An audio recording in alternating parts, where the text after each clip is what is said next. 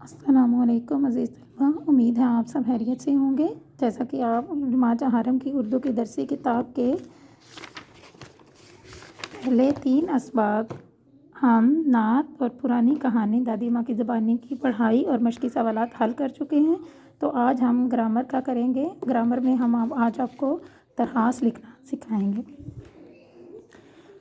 जैसा कि अज़ीज़ तलबा आप ये देख रहे हैं यहाँ पर कि दरख्वास्त रुख़सत बवजह ज़रूरी काम। वैसे तो आप अपनी गुज़िश्ता क्लास में दरख्वास्त लिखना सीख चुके होंगे, लेकिन हम आपको दोबारा यहाँ पर बताते हैं कि जब आप क्लास में काम करते हैं, जमात में काम करते हैं, तो आप ऊपर तारीख़ लिखते हैं, जमात का काम लिखते हैं। ये आप उर्दू का काम कर रहे हैं और ग्रामर है और आपके पास उन्वान है इसका, दरख्वास्त बवजह ज़रूरी काम।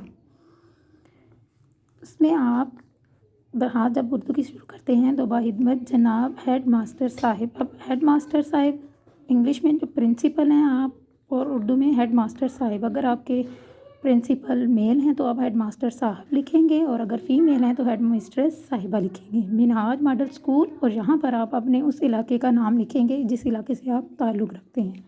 फिर आप लिखेंगे जनाब आली। इस तरीके से मुदबाना गुजारिश है कि फ़िदवी, जो लड़के हैं वो फ़िदवी ही लिखेंगे और लड़कियां जो हैं वो फ़िदविया लिखेंगी। को घर में एक ज़रूरी काम है जिसकी वजह से स्कूल हाजिर होने से कासिर है।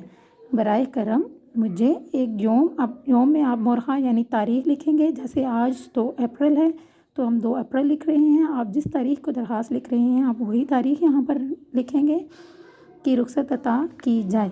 एन नवाजिश होगी आरित, आप लड़के का लिखेंगे और लड़कियां की लिखेंगी। ताबेदार शागिर्द, फिर आप अपना नाम लिखेंगे। जमात चहारम है और दस्तखत सरपरस्त, आप यहाँ पर जो आपके सरपरस्त हैं उनके दस्तखत करेंगे।